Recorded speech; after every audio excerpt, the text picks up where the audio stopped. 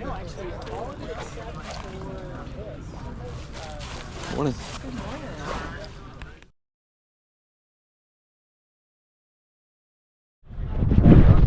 All right, welcome to the video.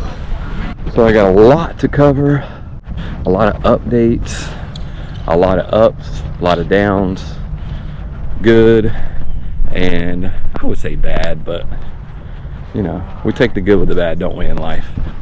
So let's go to first watch. All right, we're coming up to first watch just to get a little quick breakfast. Watched the movie last night, so we skipped out on first watch. Hello. Hi, good morning. How are you? Just one. Good. How y'all doing?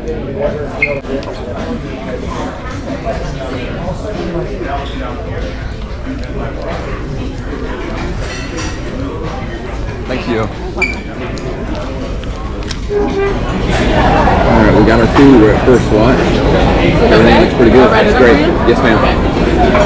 So we got the eggs, the French toast. It's a little crispy today, but still pretty good.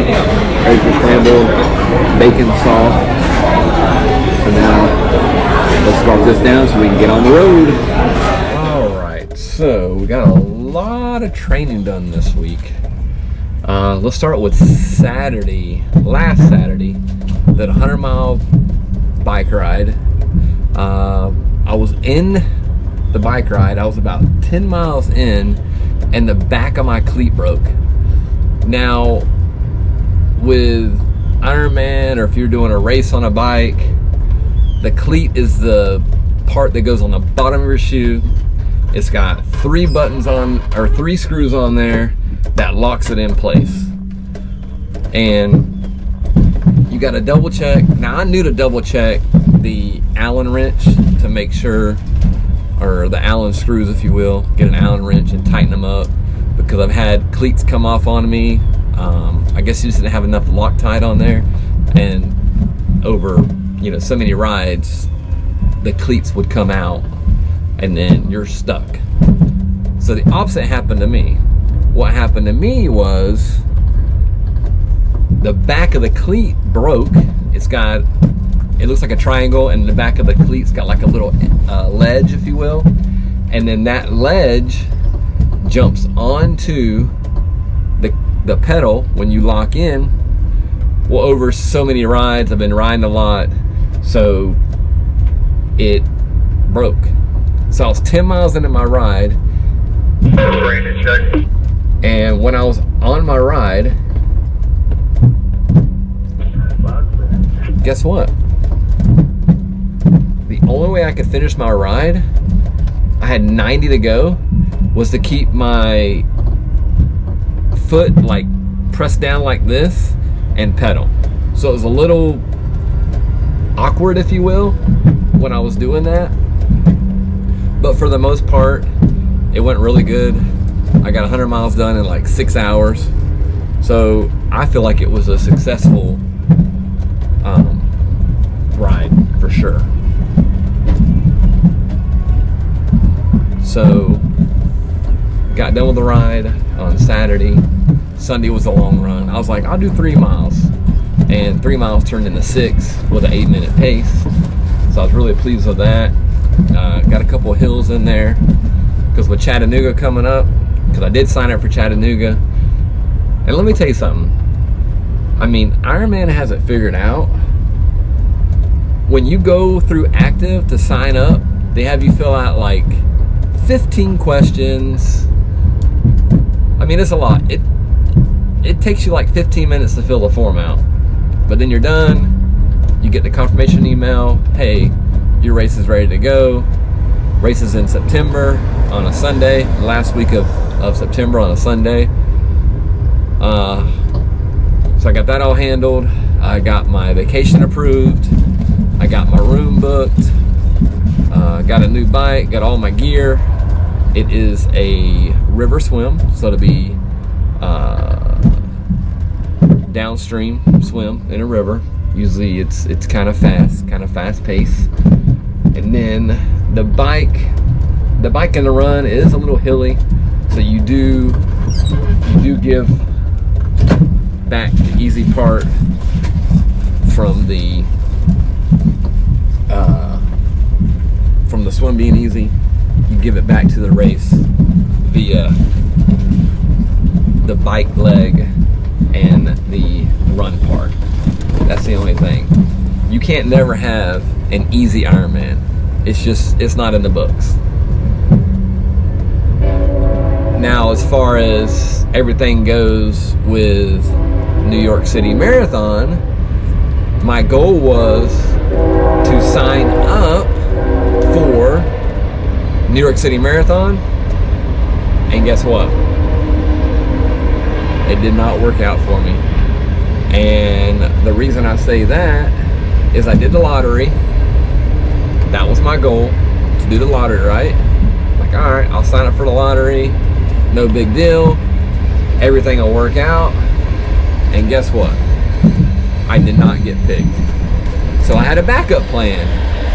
My backup plan was to do the New York City Kids program, which is when you donate like $2,400, your entry's included, and they said, hey, if the lottery don't work out, you can use this as a fallback and go through this and we'll get you signed up.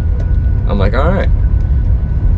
So as soon as I got the email saying, hey, you didn't make the lottery, I went immediately on the website and it said no more entries available for the New York City Marathon.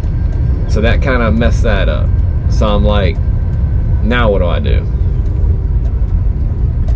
So now I'm like, I mean, there's a bunch of different things that you can do as far as sponsors. You can sponsor like behavioral health. You can sponsor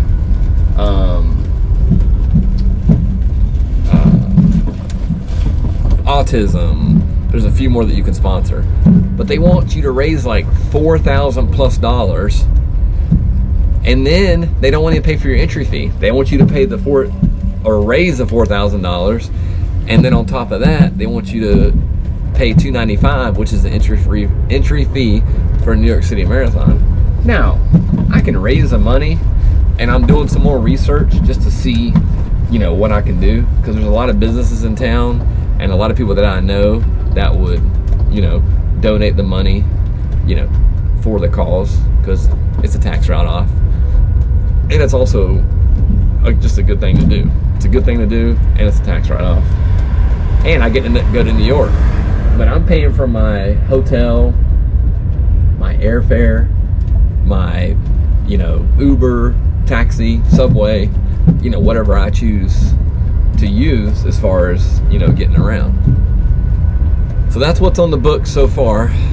Training's going pretty good. Definitely starting a running program at church. It's called The Collective. And my goal right now is just to meet one Thursday night. I did all my research, and it seems like Thursday's really the best time to do a I mean, I guess technically it's a church event because the church is kind of, you know, backing it as far as advertisement goes.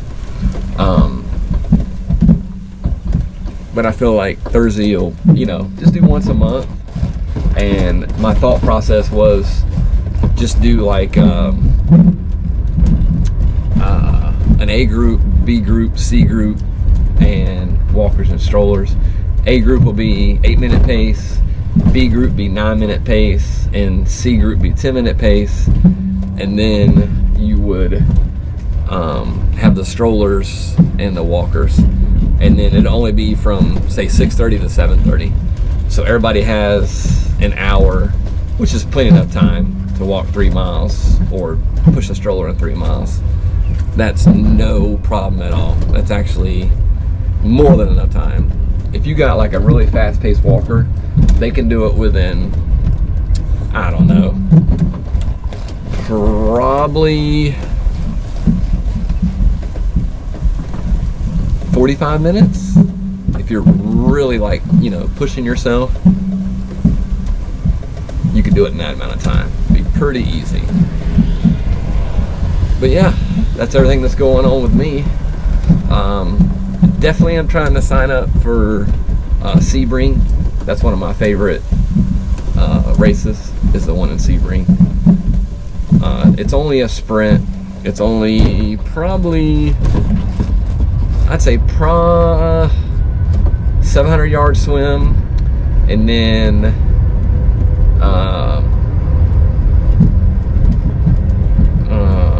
13 or 15 miles on the bike, and then a 5K. So yeah, it's a little windy on that day from what I can remember, but it is a fun race. You can definitely PR. And then my last 5K I got a PR on that. That was like 21 minutes. So I was really pleased with that time. And I feel like, I mean, I am 45, but I feel like for my age, I'm getting a little faster. But yeah, and then I'll sign up for Mayfair. That's a given. That's a tough race though, because they do have you climb a few hills. So that definitely will be a bit of a challenge. But yeah, that's all I got. I'll get you guys updated on all the race schedules and everything going on.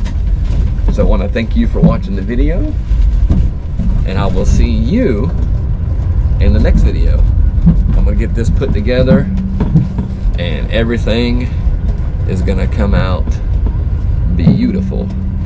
So remember, have fun, stay safe, and tell somebody about a triathlon.